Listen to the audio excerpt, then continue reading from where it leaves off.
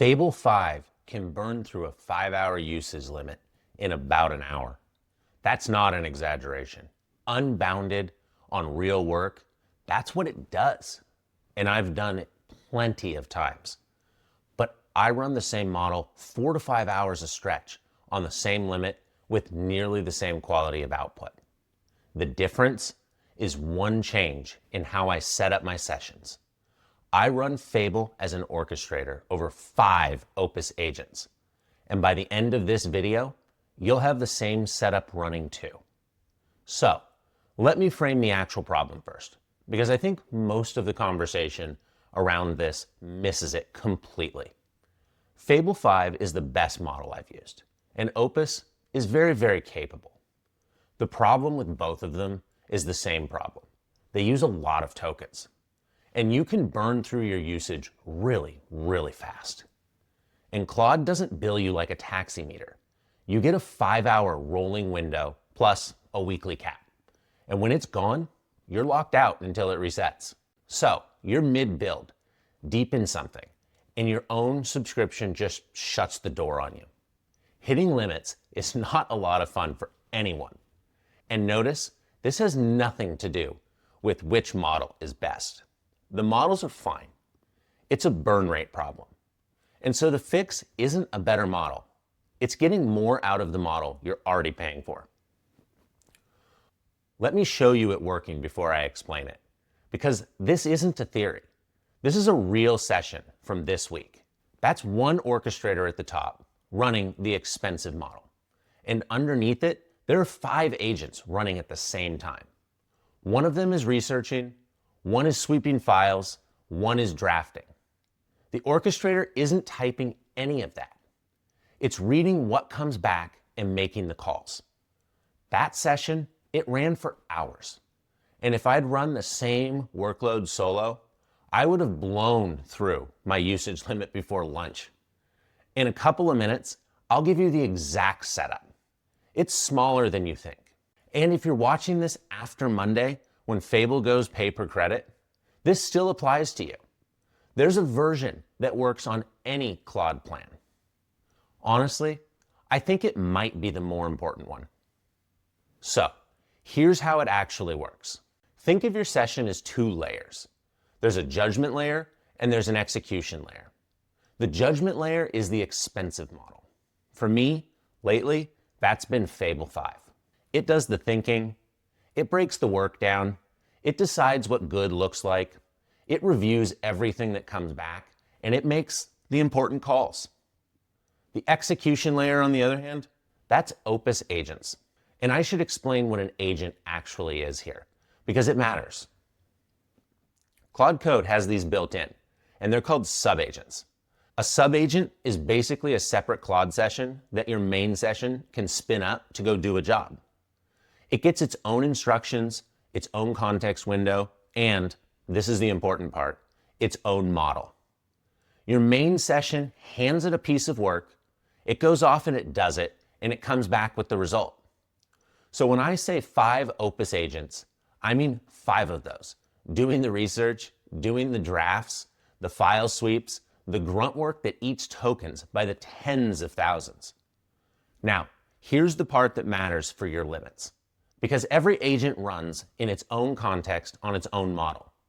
When an agent burns 50,000 tokens sweeping files, these are Opus tokens, billed at Opus rates. The only tokens that ever touch your expensive model are the instructions going out and the summaries coming back. The agents do all the heavy reading, and the orchestrator only reads the summaries. And most of the tokens in any real session are execution tokens. So when you push the execution down to Opus, your Fable allowance stops paying for grunt work and starts paying only for the judgment. There's one billing wrinkle in this, and I'll show you that in a minute. But that's the whole trick. You're not rationing the good model. You're just being deliberate about what it spends its time on. And by the way, Anthropic does this themselves. Claude Code's built-in search agent runs on a cheaper model even when your session is on Fable. So even they won't let the expensive model do the searching. Quick one. If you're building with Claude and this is useful, subscribe to this channel. This is what I do here every week. All right, the setup. This is all inside Claude Code.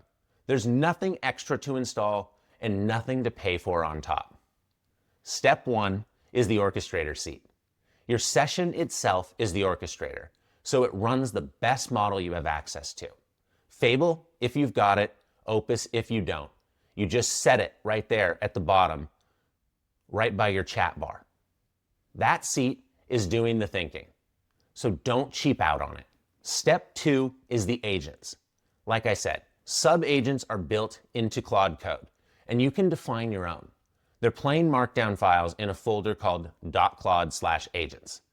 Each one has a model sitting right in the header, and you set it to Opus.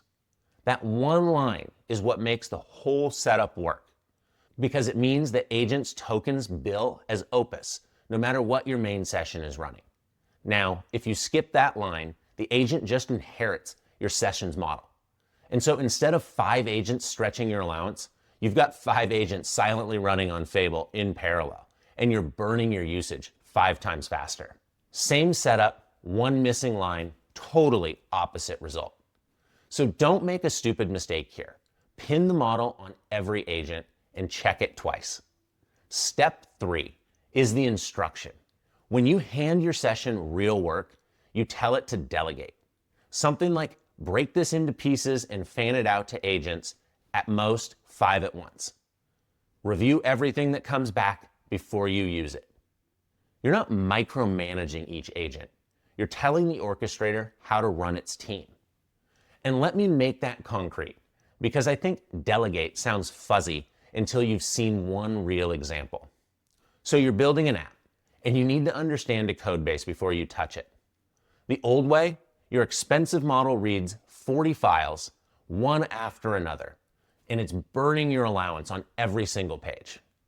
The orchestrator way, it splits the code base into 5 slices and hands each slice to an agent.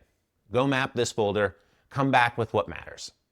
5 agents read in parallel, each in its own context, each on Opus, and your orchestrator gets back 5 tight summaries, maybe 2,000 tokens total. So now it understands the entire code base for the price of reading 5 pages. And the same idea works for research, for drafts, for reviews, for tests, anything you can split up. One more point on the wording. Keep your delegations tight.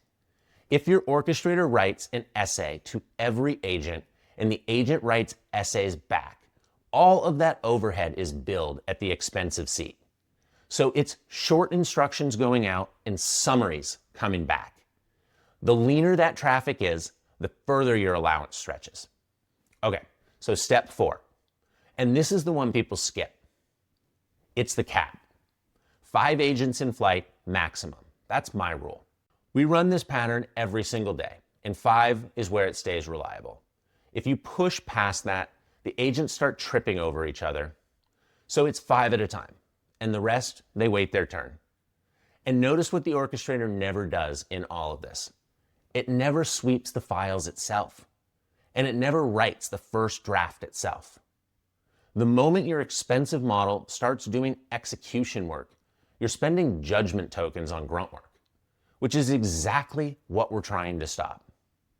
The most expensive model shouldn't be doing the typing. I've written this whole setup out as step-by-step instructions your own agent can literally follow. The agent files, the instruction wording, the cap, all of it. That lives in our school community, and the link's in the description below. Now, let me be straight about the numbers, because I'm not going to sell you a fake multiplier. What this stretches is your usage, your time inside the limit. My real experience, unbounded, Fable can burn a 5-hour window in about an hour. With the split, 5 Opus agents carry the execution. I've got 4 to 5 hours of runtime with pretty much all of that capability. So call it 5 to 10 times the usage, depending on how much you delegate. The more the agents carry, the further it stretches. Is it 10 times cheaper? No. The agent's tokens still count. They just count as Opus rates instead of Fable rates. So it's cheaper, but it's not free. The honest claim is exactly this. Same subscription, 5 to 10 times the work out of your best model's allowance at nearly the same quality. That's the deal. The Opus agents aren't free usage, they're cheaper usage. The split, it still wins, but you'll see the weekly bar move. So here's my plan as a little piece of advice. I'm dropping back down to Opus as my daily driver. I've already got my upcoming work written out as specs so I can just execute, and I wrote everything to be executable by Opus.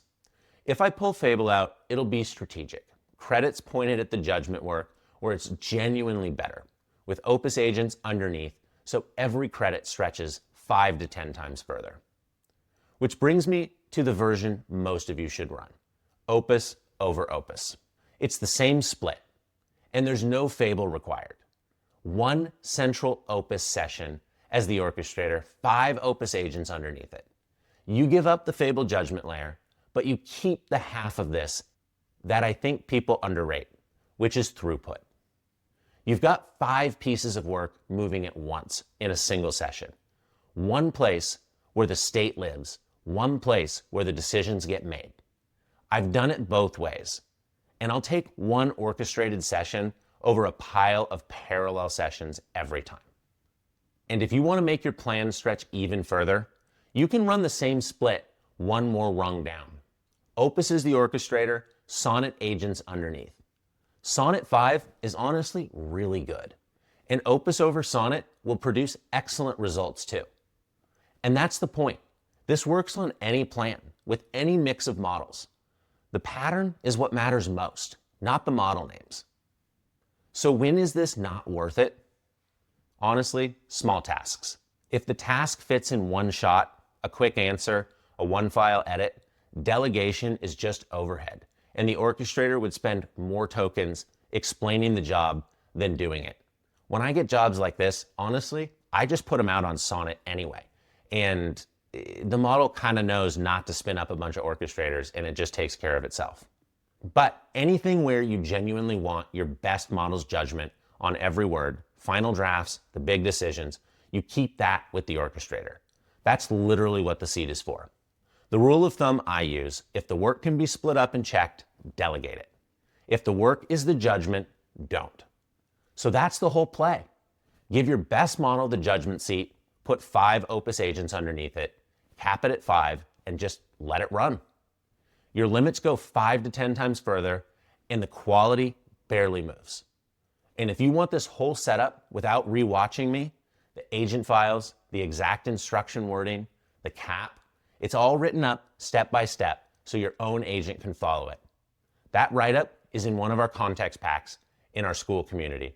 The packs are part of Premium, but the community itself is free to join.